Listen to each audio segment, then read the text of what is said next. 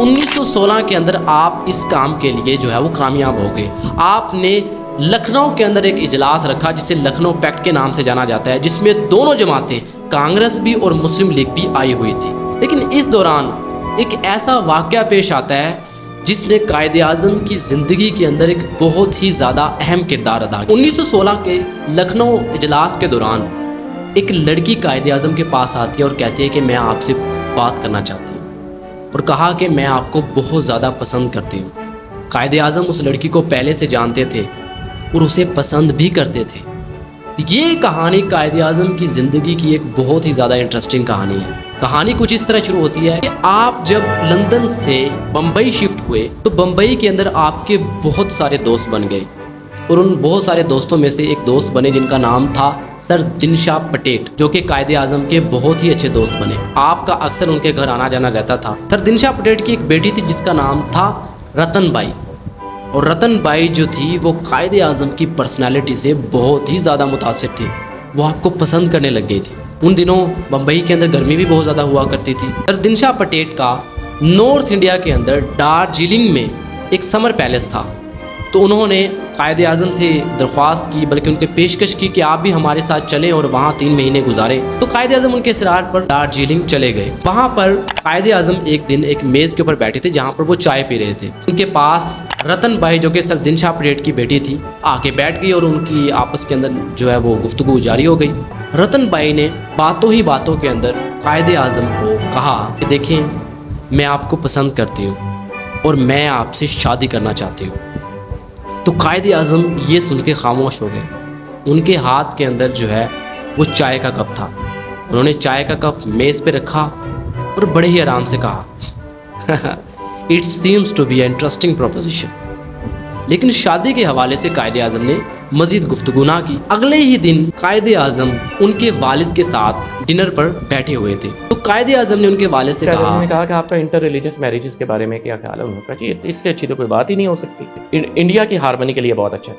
कायदे आज़म ने कहा कि मैं आपकी बेटी का हाथ मांगता हूं। जिस पर सर दिनशाह पटेट गुस्से में आ जाते हैं और कहते हैं कि आप अपनी उम्र का तो लिहाज करें, आप अपनी से आधी उम्र की लड़की से शादी की पेशकश कर रहे हैं। जिस पर दोनों के जो रास्ते हैं वो जुदा हो जाते हैं, और सर दिनशाह पटेट और कायदे आज़म उसके बाद दोबारा कभी एक दूसरे को नहीं बुलाते। रतन बाई अभी भी कायदे आज़म को पसंद करती थी।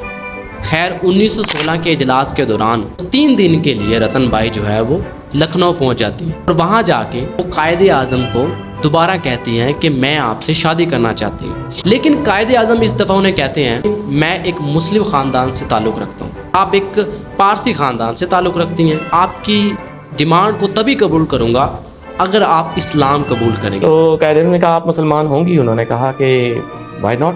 कायदे आज़म ने कहा नहीं, आपको मैं किताबें भेजता हूँ इस्लाम के बारे में, try to understand what Islam is. अगर आप कन्विंस्ड हैं तो मैं इस पे आगे चलेंगे। 18 अप्रैल 1918 को बम्बई जामिया मस्जिद के अंदर रतन बाई जो हैं वो इस्लाम कबूल कर लेती हैं। ला इलाहा इल्लल्लाह मुहम्मदुर रसूलुल्लाह। ला इलाहा इल्लल्लाह मुहम्मदुर रसूलुल्लाह। और 19 अप्रैल 1918 को उन दोनों का निकाह पढ़ाया जाता है। इस शादी की खबर हिंदुस्तान के जो न्यूज़पेपर हैं उनके फ्रंट पेज पे लगाई जाती है, क्योंकि कायदे आज़म उस वक्त हिंदुस्तान के एक बहुत बड़े सेलिब्रिटी थे। 1920 के अंदर कायदे आज़म ने हिंदुओं की हिंदू परस्त पॉलिसियों की वजह से कांग्रेस को छोड़ने का ऐलान कर दिया। इसके बावजूद कि कांग्रेस उन्होंने छोड़ दी थी, वो फिर भी हिंदू और मुस्लिम के इत्तेहाद को जो है वो प्रमोट करते रहे कि किसी तरह मुस्लिम लीग का और कांग्रेस का इत्तेहाद हो जाए। 1928 के अंदर आने वाली नेहरू रिपोर्ट ने कायदे आज़म की इन तमाम उम्मीदों के ऊपर पानी फेर दिया। कायदे आज़म काफ़ी मायूस भी हुए, लेकिन इसके बावजूद भी कोशिश करते रहे कि किसी तरह हिंदू मुस्लिम का आपस में इत्तेहाद कायम रहे। कायदे आज़म ने 14 नकात भी पेश किए, तजावीज़ तहली दी, बहुत सारे खाके पेश किए, लेकिन कायदे आज़म की इन सब चीज़ों को जो है वो रद्द कर दिया गया। कायदे आज़म खासे मायूस हुए, और ऊपर से 1929 के अंदर कायदे आज़म की बहुत ही ज़्यादा दिल के करीब उनकी जो बीवी थी रतन बाई, उनकी डेथ हो गई।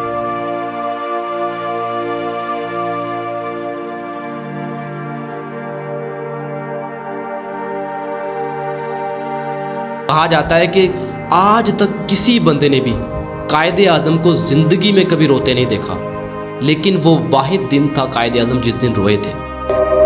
And that is the first time when people saw him with tears. उन्होंने बेगम साहबा की एक एक चीज, एक एक अंगूठी, एक एक ज्वेलरी, एक एक नेकलेस, एक एक ड्रेस संभाल के रखा था अपनी डेथ तक। He had preserved all the clothes, photos, books of Rati. ने की कि कायदे आज़म ने कभी दोबारा शादी नहीं की। कायदे आज़म ने पूरी जिंदगी मिसेस जिन्ना की यादों में गुजारी। 1929 के अंदर रतन बाई की डेथ ने उनको काफ़ी ज़्यादा और मायूस कर दिया और वो दिल शिकस्ता हो गए, और फिर इन सब चीज़ों ने उनको हिंदुस्तान छोड़ने पर मजबूर कर दिया।